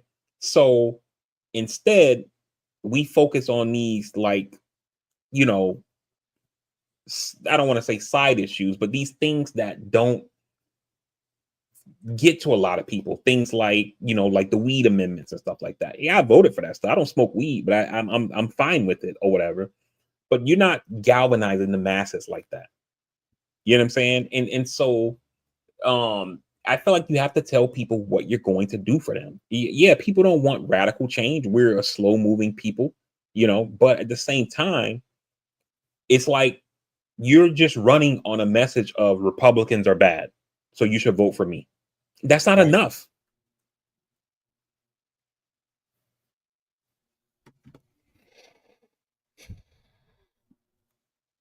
I guess it depends. I mean, who's the next candidate? I Is mean, we'll it see. is Right it is now, it oh, sorry. is it my guy from Cali? I can't remember his name now. Gavin Newsom. Gavin. He'll run. Right now, I mean, they have polling out already. I saw a poll that showed Kamala Harris was in the lead. Pete Buttigieg was one of them. I think Gavin was on that poll. Um, um, and one of the people who actually was polling at 1% was Stephen A. Smith, because polls this Jesus far out Christ. are basically, they're based on name ID. So all it Right. is just they know this person's name. And where Stephen A. Smith comes from is probably just the fact that since he started his podcast, he's gotten more political. And so it's one of those things where, like, people, like, if your algorithm on YouTube is set for politics, you probably catch some Stephen A. Smith here and there because he does talk about political topics. And so now you think, oh man, Stephen A. Smith thinking about running? Like The Rock has been talking about running for years or whatever. So those kind of people have high name ID, and it's why they show up in polls. But the people who I would say are the likely folks who are going to run, I think Kamala runs again. Um, People like Wes Moore, governor of Maryland. I think Tim Walz definitely will run. Um, Gavin Newsom, he's been gearing up. His whole thing is you can just see him lining up his career to run. Started off as mayor, lieutenant governor, governor. He's ready to run. Um, um, I think Buttigieg likely will run. He's rumored to be running for governor of Michigan. And if he Hmm. wins that, I think that he'll use the 2026 win in Michigan as a jumping off point to run in 28. So those are just some of the people I can think of off the top of my head who likely will run. But then there's also those folks who no clue. I mean, there's folks who aren't even on the map right now. If you think about it, in 2004, Barack Obama was a state senator in Illinois, was Right. in the state legislature. And then 2 years later, 2006, he was a U.S. senator. 2 years later, we elected him president. So there are probably some people who are thinking about running that we probably don't even, we like as a collective, we don't even know this person exists right now, because they're in some low level political job or whatever. And, all of a sudden they kind of, get out there. My boy Gavin got to run. My boy Gavin got to run. And I feel like if he can figure a way to get through all of this that's going on and minimize or limit the insurance gouging in California, there's a benefit there. And I think he can sneak in some Florida votes, probably some other votes in other areas like Carolina, who's been hit recently, Texas, that have been hit recently with high insurance costs due to disasters. it's going to be a good strategy for him to attach himself to getting over this one. And then the common folk, not the rich ones in that area, but the common folk in that area, not being overly impacted by, again, the price gouging for insurance and stuff like that, just like you just mentioned. Because that's,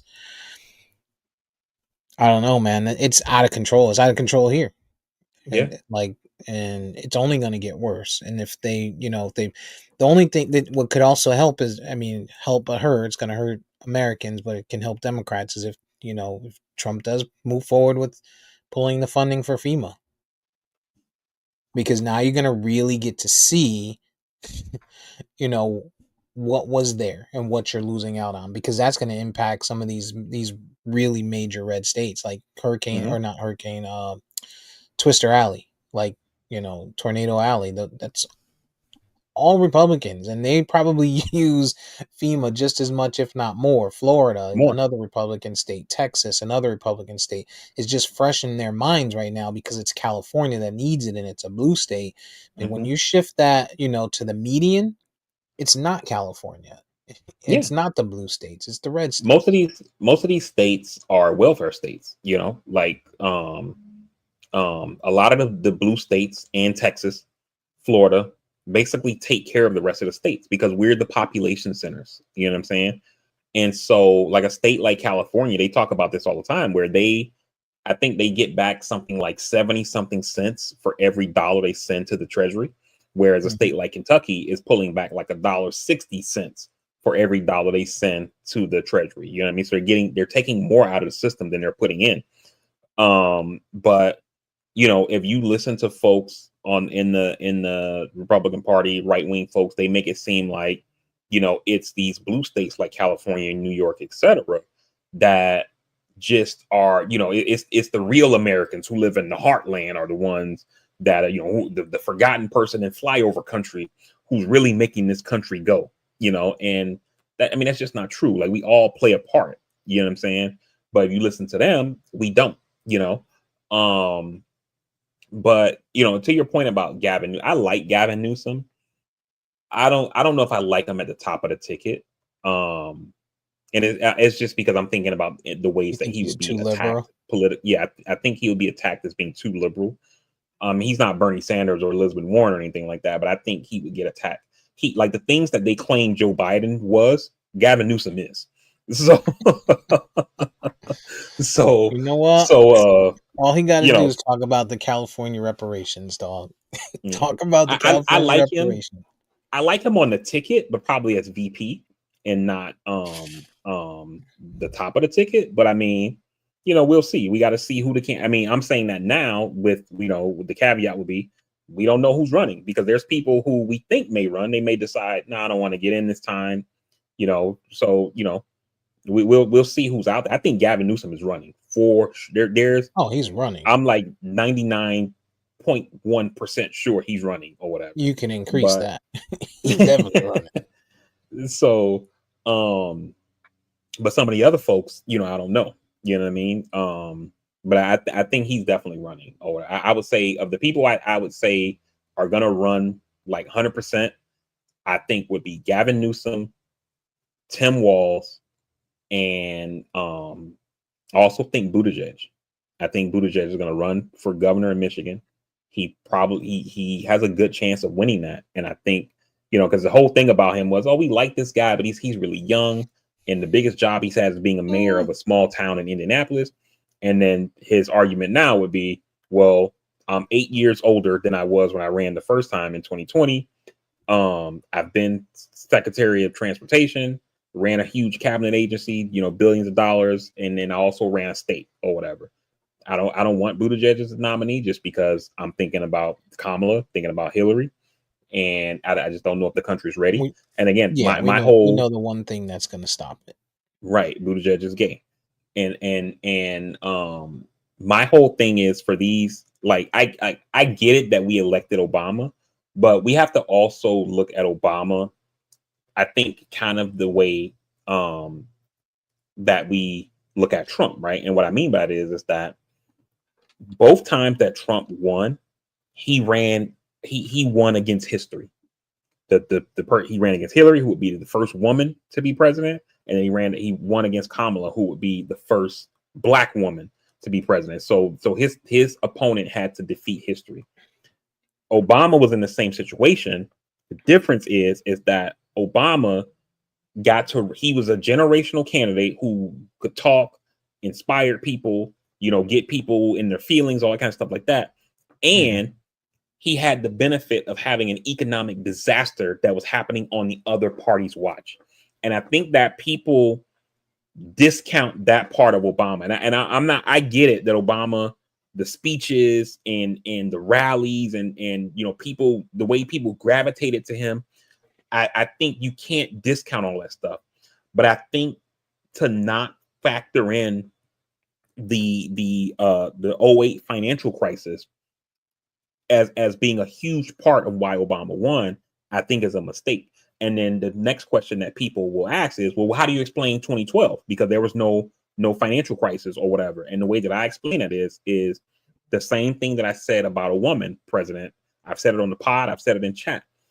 I think for us to get a woman president, we're going to need to have a woman VP who gets elevated to the position because we lose the president, whether they become incapacitated or they die in office. If something had happened to Joe and Kamala had to take over and people got to see her in the role, I think it would be different when they actually go to cast their votes. And with Obama, same thing. He did all those stuff. He was generational talent plus the financial crisis. He gets in there. People see him in the job, and it makes it easier to vote for him again in 2012. Yeah. Yeah. Yeah. I like, I like Buttigieg. I liked him before, even though I made fun of his name and stuff like that. But it's the same thing I said about Warren. It's the same thing I said about Hillary. It's the same thing I said about Kamala.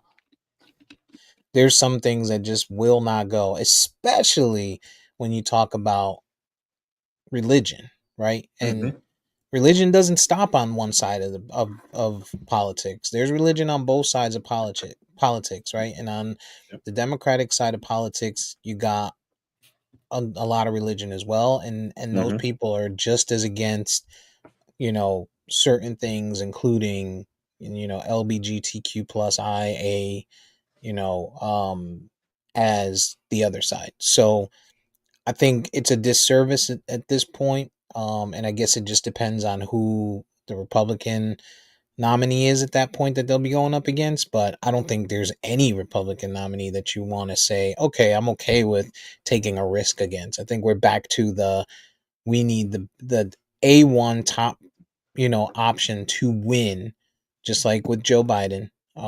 Even if you have questions about some of their policies, like maybe they're too liberal or whatever the case is, right? You need the guy that's gonna win the shit next time around, because if not, you're just gonna have a continuation of whatever this next 4 years looks like, which it's already started bad. Like, we're 2 weeks in and it's bad. Imagine we still got a long time to go. A long time to go. Yeah. It's only gonna get worse. And the thing that is,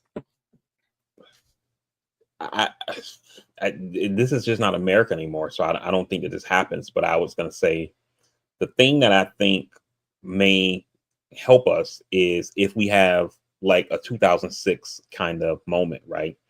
Where 2006 happened, or let me go back, 2004 happens. Bush gets reelected and he starts talking about how he has this mandate and he has all this political capital that he intends to spend. And Bush starts talking about privatizing Social Security. And people are like, what the fuck? And like, we didn't vote for that, dog. Then Katrina happens.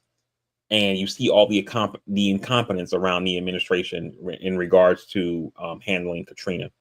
Iraq and Afghanistan were already in the shit. They were in the shitter before the 04 election, but they just got worse.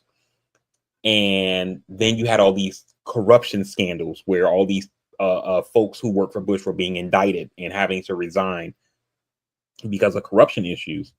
And the country said, no more. And in 2006, Democrats had a huge wave election where they took over the House of Representatives and took over the Senate, which allowed them to check Bush. And so you would think with all this chaos and crazy shit happening in 2025 that maybe we have a moment like that in 26 where Dems take back over and they can put a check on Trump. But the country is not where it was back then, because back in those times, in 06, you had, Democrats who had a Senate seat in Nebraska, in South Dakota, and in Indiana, and Ohio, and all in every state that I just mentioned. These are all solidly red states now. Right. So yeah, so I just And don't as see that much as it happening now. sucked, but as much as it sucked, you had 9/11 and Katrina that brought people together, especially nine Hmm. eleven, right? Like, Right. so people were really, we just don't have that, Like, even when, and that's what's happening, right? Even when we have these disasters, no one, like, you don't have people at the top that are fighting to bring people together, saying, yo, we just have to come together as a country. They're saying, who do we blame for this? You know what I'm Right. saying? And it's both sides. Like, as I much agree. as we talk about Trump, and of course, his is just as bad, if not worse, because he's making it seem like it's race or gender. It's still the other side that's like, well, he fired these people, right? Like, still, nonetheless, right? Like, I manage a workforce, right? And if your workforce declines by X amount, you have to find ways to be efficient and effective and still be able to make stuff work, right? And Hmm. still make stuff safe and still make stuff, run effectively. If your response to that is, well, you fired the head of, well, the head of they make a decision, they make decisions and stuff like that, but they're not on the ground level. They're not the ones that are hiring, they're not the ones that are staffing, they're just the ones that are leading the charge and saying, hey, this is my vision. They're the visionary. So the head of is not the person that's making that difference. Sure, firing the 400 and saying now we're understaffed even more than we were, and pausing, additional hires because we're understaffed already at this point, that makes a difference. But still, you have to account for that. You still have to find a way to say, we're not going to be understaffed. We're not going to put people at risk because someone else made a bad decision.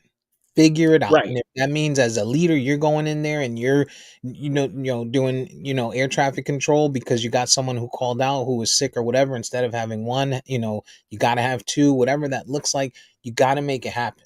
So Right. But it's Steve, both sides. the difference is that what you're saying, it makes absolute sense, right?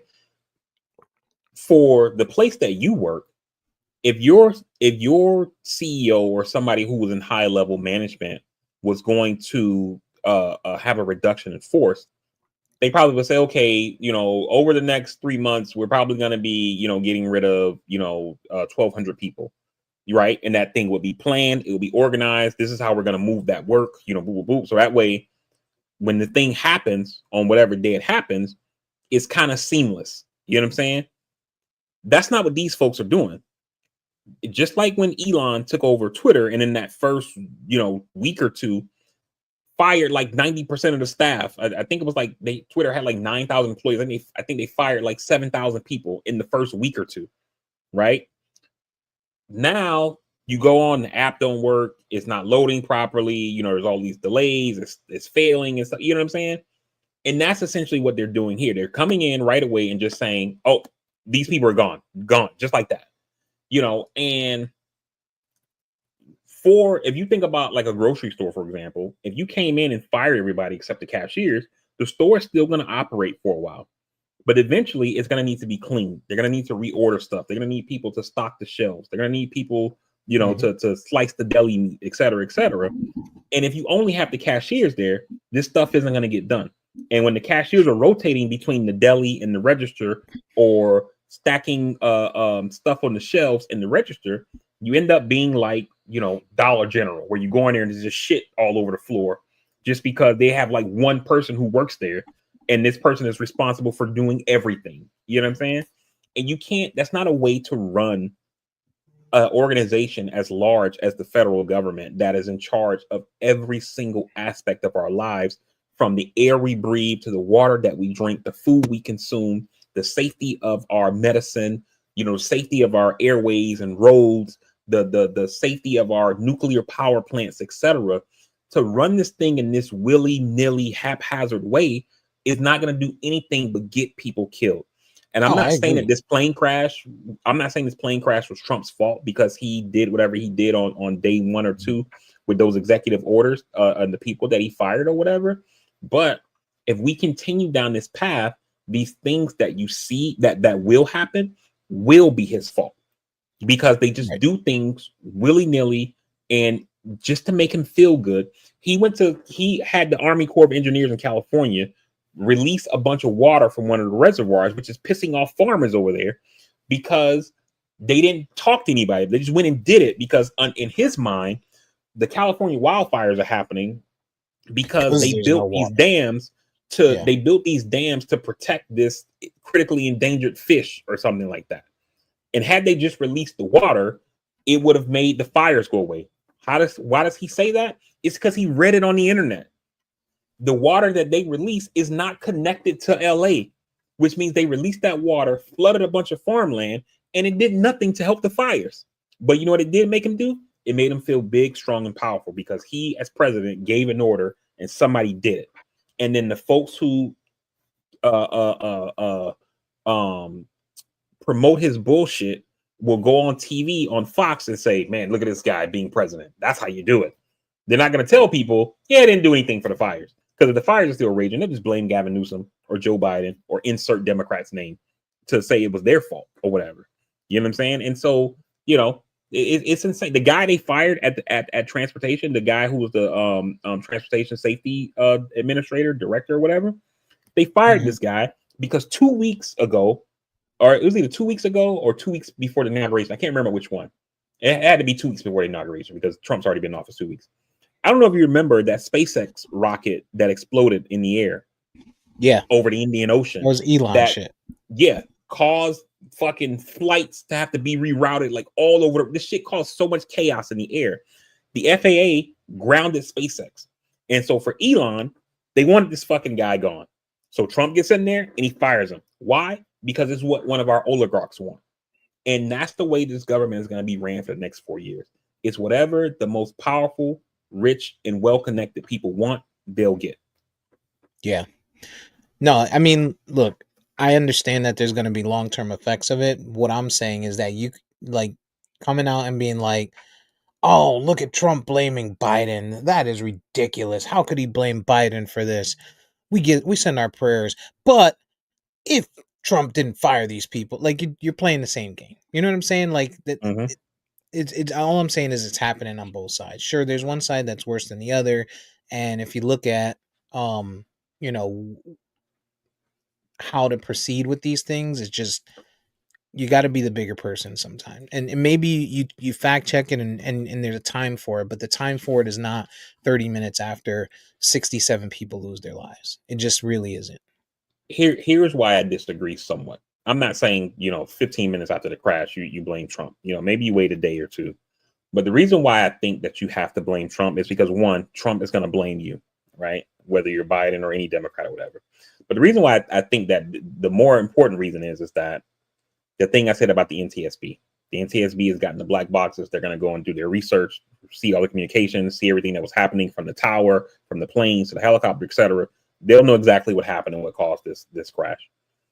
And in about 8 months from now, the NTSB is going to release a report that says this is what happened. And let's say that Sean Duffy, the transportation secretary, doesn't go in and make this report say that it's DEI and all that other bullshit, right? Let's say they let the report stand as written to say this is what caused the crash. We're going to be 6-8 months removed. People are not even going to remember this fucking crash. That happened under Trump, because it's so new. Damn, I thought that happened with Biden. Okay, cool. So right now, I feel like you have to get ahead of this thing and say stuff like, yeah, we're sorry for the people who lost their lives, et cetera, et cetera. But making these kind of willy-nilly decisions in the federal government is going to get more people hurt, to make people understand the consequences of these kind of decisions. Because if you wait to get the actual information, I mean, we know it ain't DEI that made this thing happen. You know what I'm saying? But, Right. The FAA setting aside a space for some woman who's breastfeeding her kid to be able to pump while she's at work didn't cause the plane crash that killed 67 people. Right. but they're gonna say it did, right? So, we know it's not that, but I think, blaming Trump for shit, making people think this shit is not working is in your political advantage. Well, I'll tell you one thing that is Trump's fault. Punxsutawney Phil, the groundhog, predicted today that there will be 6 more weeks of winter. Yeah. Saw a shadow. So Fucking today bastard. is Groundhog Day. It's crazy because it hasn't been sunny. And I think right about the time that they ran all that stuff, like yesterday, it was warm down here at least. And, in some other areas comparably. And, but still no sun. So for him to be Yeah. able to see a shadow is wild. Um, Yeah, it's crazy. Yeah, I'm scrolling as we're talking. I see somebody pulled up this quote from Mark Cuban back in 2020 on the possibility of trading Luka. Mark Cuban says, "If I had to choose between my wife and keeping Luka, catch me at my lawyer's office preparing for a divorce." oh, I saw that. Yeah, I saw that. But remember, Cuban's a minority now. He's not Yeah, majority owner anymore, so he doesn't really yeah. have he doesn't have a say. But I did see another one where someone posted and said Luca in 2020, 2022, something like that. Said Luca will be a Laker in 2025, and here we are. Mm, It's crazy. yeah. Um. All right. Well,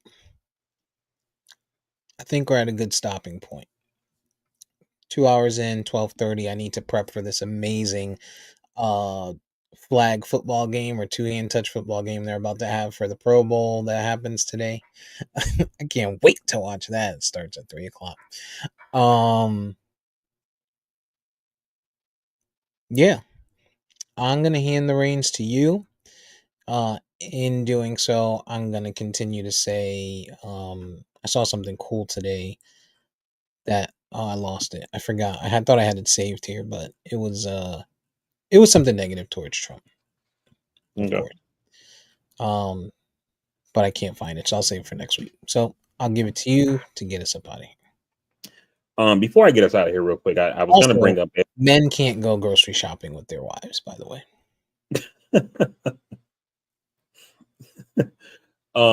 before I get us out of here, I was gonna say if we talked about bingeables, I had started a show called Nobody Wants This on Netflix with Christian Bell. It's really fun. I like it, yo. It's one of those shows that's only 30 minutes long, so it's a very quick watch when you if you check I'll it watch. out. And it's funny, yo. And it's like a rom-com show or whatever. Mm. Um and what I like about it is like in the first 2 episodes, like some of the comedy, like you literally see it coming. And it still made me laugh, And so I'm like, yo, this show, Mm. I like that. So I've watched 7 episodes already. I'm enjoying it a lot. You should uh try AP Bio. AP AP bio. Bio. Yeah, it's also on Netflix. It's 4 seasons. I didn't know that, and it's short also. It's only 30, they say 30 minutes, but the episodes seem shorter. Okay. That shit is funny. The Yeah, teacher on that shit is hilarious. I'll check it out. I'll put it on the list. But yeah, I started watching that thing yesterday. I watched like 7 episodes and I was laughing my ass. I loved it. And it got a lot of people in there that I know from like other shows. There's only like maybe 3 characters of the people who have like speaking lines and stuff that I don't know from somewhere else. And I'm pretty sure they've done Mm. other stuff. Maybe I just didn't see it, or maybe I just didn't know who they were or whatever. But they got a I don't know her name, but she plays Janet in The Good Place with Christian Bell. I love her. I've seen her on other shows that I watched, like Barry. Um, they got the dude who played Spiros. You remember the Greeks in The Wire? The one who was like the number 2 guy with the Greeks. Oh yeah. He's in there. Um, they got a lot of people in there, man, from shows they got one of the chicks who was like a side character on Succession. She's like one of the like B characters on this show or whatever. So yeah, a lot of characters in there. I like it. It's funny to me. So check that out or put it on your list and then maybe check it out at some point. But with that being said, man, we definitely appreciate everybody who tuned in live to check out this week's episode of the podcast. Like we always say, make that phone call, send that text message, reach out to your people, let them know you're thinking about them. People are going through hard times right now, so definitely check in on your folks, man. You never know what somebody is in their headspace. They'll appreciate it. You'll feel good about it too. You can find the podcast on all podcasting platforms by searching at Castworthy. You can also follow us on any of our social media by searching at Castworthy. On Instagram, it's at Castworthy_podcast. While you're there, you can leave us a like, subscribe, share, follow, tell a friend to tell a friend, help us grow the audience. We very much appreciate it.